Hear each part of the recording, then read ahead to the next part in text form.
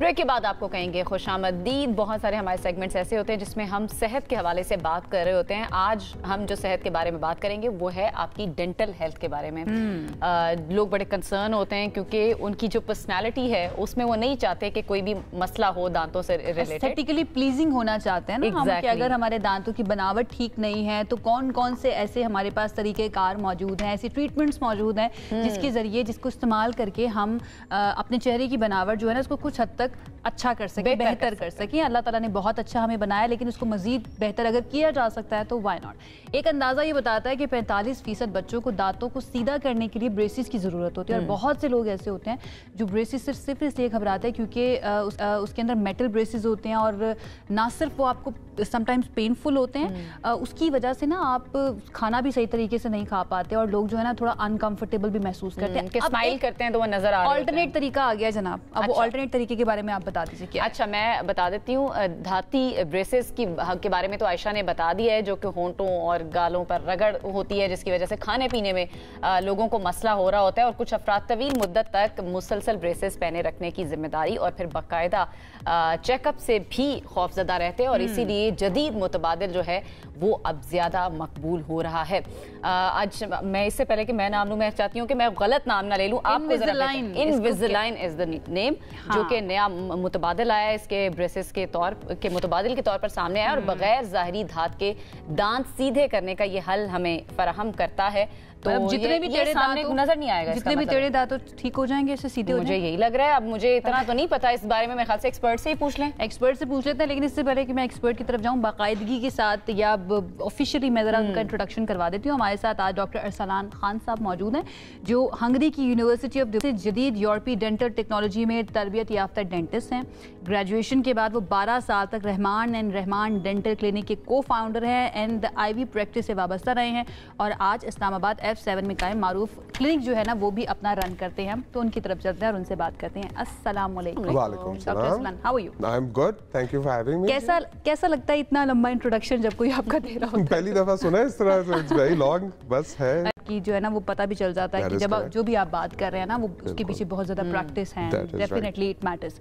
Doctor Arsalan, ज़रा बताइए किस तरह से मुख्तलिफ है इनविजिलाइन जो ट्रेडिशनल ब्रेसेस होते हैं उनसे कैसे मुख्तलिफ? जो इनविजिलाइन है ना जी, दिस इज डेंटल फील्ड में तो this is a relatively new part of dentistry.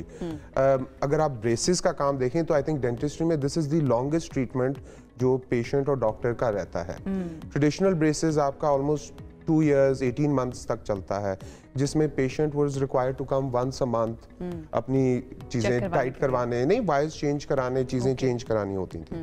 इनविजिलाइन से ये एक फैसिलिटी या फ्लेक्सिबिलिटी पेशेंट्स को मिल गई है। They come, they get their scans done, उनका काम होता है, we show them what the final result will be before starting the treatment.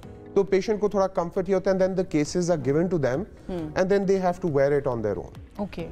तो उनको आना जरूरी नहीं होता, बार बार वायर्स चेंज नहीं करनी पड़ती and it's a lot more easier for patients. And दूसरा ये कि अ लॉट ऑफ हमारे पेशेंट्स जो आते हैं दे आर प्रोफेशनल्स, खासतौर पे फीमेल्स अब वर्कफोर्स में बहुत ज़्यादा हैं, they are in professional settings, they don't want कि जी मेटल ब्रेसेस हों या सिरेमिक ब्रेसेस हों, तो दे वुड रादर कि इनविजिलाइन को इस तरह हो जो नज़र ना आए, allows them to work and they can बिल्कुल नजर नहीं आते, बिल्कुल नेचुरल, बिल्कुल ट्रांसपेरेंट होते हैं। they're very thin sheet होती है, so it is very difficult to see. in fact कुछ पेशेंट्स हैं वो गलती से खाना भी शुरू कर देते हैं while wearing the Invisalign brackets। अच्छा, वैसे ये आपने खाने के वक्त उतारना होता है। ओके, तो इजीली कोई patient so there is a tool जो साथ मिलता है which is आराम से उतर जाता है। they are numbered, so you have a तरतीब होती है, 15 या 20 aligners होंगे, you will change them every 10 days। तो वो उसमें बॉक्स में it is all self explanatory, but dentist के साथ एक दफा बैठ के वो डिसाइड करते हैं कि आपने ये करना है, then we start the process. और ट्रेडिशनल ब्रेसेस का आपने बताया कि 18 months to 2 years 3 years भी समटाइम्स लग जाते हैं। इसके लिए कितने वक्त तक आपको इस्तेमाल करना पड़ता है? देखिए, इनविजिलाइन तो the shortest case that I have seen is up to 6 months only, and I think the longest case which we have seen is about 14 to 18 months। इससे ज्यादा लंबा वो केस होता ही नहीं है इनविजिलाइन। एंड ये रिमूवेबल है, अगर आप अनकंफर्टेबल कर रहे हैं, रात को सोते वक्त उतारना चाहते हैं तो यू कैन रिमूव इट। इसमें इनविजिलाइन में ये है, it has to be worn 20 to 22 hours a day। 20 से 22 घंटे आपने पहन के रखना। तो इसमें तो नींद भी आएगी, आपने सोना भी इसी के अंदर है।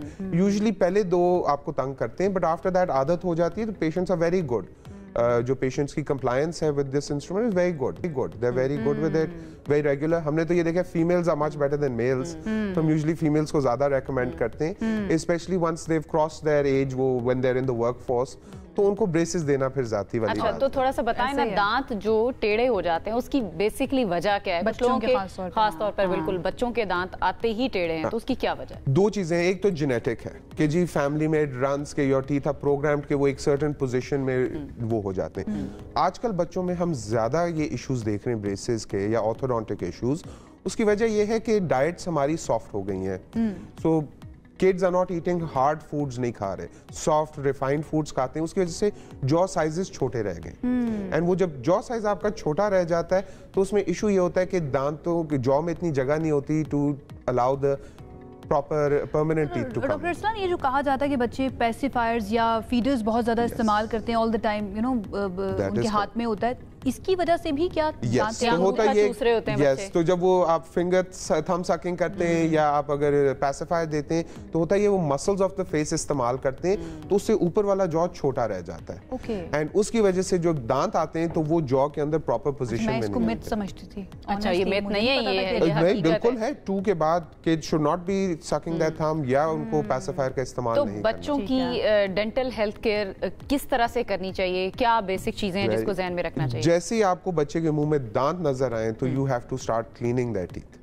जब बच्चा 2 साल का होता है या 6 मंथ्स का होता है तो उस वक्त आप सिर्फ नमक वाले पानी से कॉटन रोल पे लगा के just clean the mouth out. जब वो बड़े हो जाते हैं when they reach the ages of 4 और 6 तो it is important that then you give them बच्चों वाला टूथपेस्ट। लेकिन अभी मैंने जो जितना भी देखा है, मेरे अपने बहन भाइयों के बच्चे भी हैं, वो कहते हैं बच्चे छोटे हैं तो उनके दूध के दांत टूट जाएंगे, और अक्सर वो ऐसा होता है कि उन पे कीड़ा लगा हुआ होता है, बिल्कुल ब्लैक हुए हुए होते हैं। ये जरा बताइए, जब देखने वाले पेरेंट्स है ना स्पेशली, कि ये नहीं करना, ये बिल्कुल नहीं करना। लोग एग्जैक्ट हमारे क्लिनिक में भी ऐसे आते हैं कि जी हम तो समझ रहे थे दूध का दांत है, गिर जाएगा तो इसको क्या ख्याल रखने का फायदा है।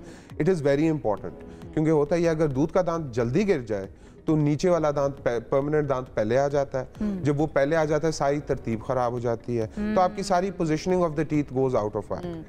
अच्छा, ये जो इनविजिलाइन है ये बच्चों के लिए भी है ट्रीटमेंट, और किस एज से शुरू होता है? देखिए, जो ऑर्थोडोंटिक ट्रीटमेंट है जनरली वो होता है after your permanent teeth come out. तो मिल्क टीथ आपके गिर जाए, then you go to the dentist and they tell you whether or not braces की जरूरत है कि नहीं। क्योंकि बहुत सी चीजें होती हैं जो बच्चे अपनी ग्रोथ स्पर्ट्स में they grow out of these malpositions, क्योंकि जॉ साइज भी ग्रो कर रहा होता है, तो sometimes the space opens up. तो इसलिए it is important to wait first to see कि नेचर अपना कोर्स ले ले, दांत किधर पड़े होते हैं, उसके बाद उसकी मूवमेंट और केसेस के ऊपर भी डिपेंड करता है। इट इज केस टू बिल्कुल ठीक है। एक हमारे साथ लाइव कॉलर हैं, हमारे बड़े रेगुलर कॉलर हैं, याया आपको वेलकम करते हैं। बताइए, आप भी अपने दांतों को चेक करवाना चाह रहे हैं डॉक्टर साहब से, या कोई मशवरा देना चाह रहे हैं? पहले तो गुड मॉर्निंग डॉक्टर साहब को भी, गुड मॉर्निंग है आप दोनों को। You are the shining stars of Hum TV, माशाल्लाह। बहुत बहुत शुक्रिया जी। और मैं सिर्फ एक बात जरूर कहना चाहूंगा, देखिए जो आपके रिसर्च वर्क बहुत आपके टीवी का बहुत जबरदस्त है ये। अच्छा, मैं सवाल ये करना चाहूँगा डॉक्टर साहब से। डॉक्टर साहब, मसला ये कि हम बेसिकली दांतों पे इतनी तवज्जो नहीं देते। अब जैसे किसी के दांत खराब है या उसका अलाइनमेंट आउट है, तो बचपन में हम नहीं देख रहे होते और वो कोई इसको पॉइंट आउट नहीं कर रहा होता, जनरल फिजिशियन भी नहीं कर रहा होता। तो जब जाते हैं तो देर हो चुकी थी, उसके अंदर टेढ़ापन ज्यादा आ चुका है। तो बेसिक लेवल समझने का, अंडरस्टैंडिंग का क्या तरीका है कि हम देख सकें कि शुरू में ही हम गैस करने के हमारे दांतों में प्रॉब्लम या हमारी अलाइनमेंट आउट है या इसमें कुछ जरूरत है? प्लीज ये मैंने जानना चाहता हूँ। बिल्कुल ठीक है, आपका सवाल है। एक और कॉलर है हमारे साथ, उनका भी सवाल ले लेते हैं। पेशावर से रुमान है हमारे साथ। जी रुमान, बताइएगा आपका क्या सवाल है? सर मैडम, मेरा ये सवाल है, मेरे बेटे 23 साल का, तो उसका दांत एक वो आगे एक पीछे है। ठीक है, एक आगे एक पीछे है, तो वो उसका सोल्यूशन पूछ रहे हैं कि इस तरह क्यों। 3 साल आपने बताइए? 23 साल है जी। 23 साल, बिल्कुल ठीक है। हम आपका सवाल आ गया, आप सुनते रहिए, हम जवाब ले लेते हैं दोनों के जवाब। जो पहले है कि जी इसमें सबसे इंपॉर्टेंट चीज होती है सर्वेलेंस इन एनी मेडिकल। उसमें क्या होती है सर्वेलेंस? मतलब कि आपने चेकअप्स के लिए बच्चों को लेके जाना, बिकॉज जब चीज ऑलरेडी अपने वो नजर आनी शुरू हो जाए तो it is already getting to late. So important चीज ये कि रेगुलर चेकअप्स होने जरूरी है। आई थिंक फॉर चिल्ड्रन, हम तो पाकिस्तानी हैं, हम तो जानबूझ के हम जाते ही मसले के कुछ निकलना है ऐसे ही है, यही इशू है। बट इट्स ऑलवेज बेटर कि आप पहले जाके चेक कराएं, उसमें हमेशा फायदा होता है। सो फॉर एग्जांपल हम मॉनिटर कर सकते हैं 5-6 की एज पे आप बच्चों को लेके जाएं।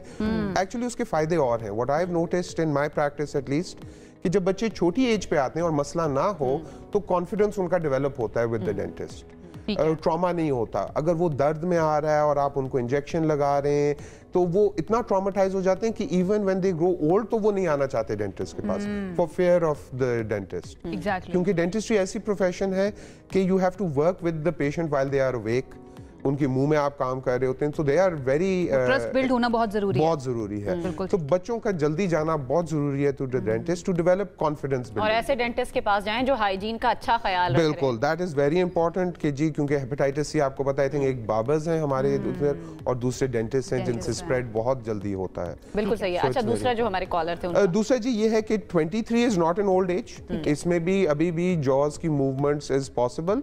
ट्रेडिशनल ब्रेसेस और इनविजिलाइन दोनों ऑप्शंस होते हैं। ठीक है। Depending on the spacing issues, अगर स्पेस का इशू हो सकता है कि एक दांत हम निकाल दें बिकॉज उसकी जरूरत नहीं है, the space is not enough to incorporate all the teeth, तो we might as well take it out और बाकी दांतों को इनलाइन कर दें तो किसी को पता भी नहीं चलता कि वो निकले हुए।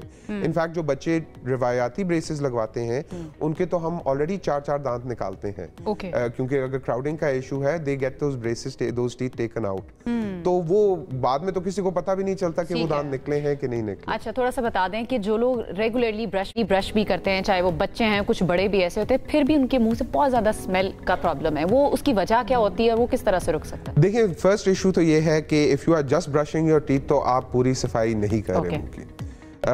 There are multiple aids जो आपने इस्तेमाल करने हैं। Toothbrush is just one of them. अगर आप अपना टूथब्रश देखें तो you can clean the front, back और ऊपर वाला सरफेस। अबाउट 65% आपके दांत का सरफेस एरिया साफ होता है। बाकी जो 35% है वो उसी तरह रह जाता है। और वो 35% है जिसमें गोश्त के पीस, सैलेड के पीसेस, ये फूड जब उधर बैठा रहता है पार्टिकल्स, तो बैक्टीरिया जब उसको डाइजेस्ट करता है तो they produce foul smelling gas. तो फिर कैसे सफाई कैसे होगी? Floss has to be a very important part of your dental hygiene. ठीक है। आप सिर्फ दांत ब्रश करने से सफाई नहीं कर सकते। The other is the use of a tongue cleaner, ज़बान की सफाई, क्योंकि देखिए मुंह में सिर्फ दांत नहीं है, there are a lot of other structures. Okay, we are almost out of time. In the end मैं चाहूंगी कि आप, बहुत सारे लोग जानना चाह रहे हैं, अपने मसाइल कॉल्स भी आ रही है, बट टाइम नहीं हमारे पास। कहां पर आपको कांटेक्ट कर सकते हैं, कहां पर आ सकते हैं, जरा बता दीजिए। सो जी, I am the co-founder at IV dental practice. हमारा प्रैक्टिस है in F7। It is in F7-2 Street 20। We have been practicing, me and my partner, हमें अब almost mix 35 years of experience है। तो वी डील विद एवरीथिंग। आप खुद वैसे 35 के लगते हैं। आई मायसेल्फ, बट मिलके कंबाइंड एक्सपीरियंस 35 का है। So it is a state of the art practice. हमने डिजिटल डेंटिस्ट्री इनकॉर्पोरेट की हुई है, so we use all digital aids at our disposal. So we would love to have everyone over. Thank you so much, बहुत अच्छे तरीके से आपने explain कर दिया जनाब। दांतों को साफ रखना, ओरल हेल्थ जो है बहुत ज्यादा जरूरी है।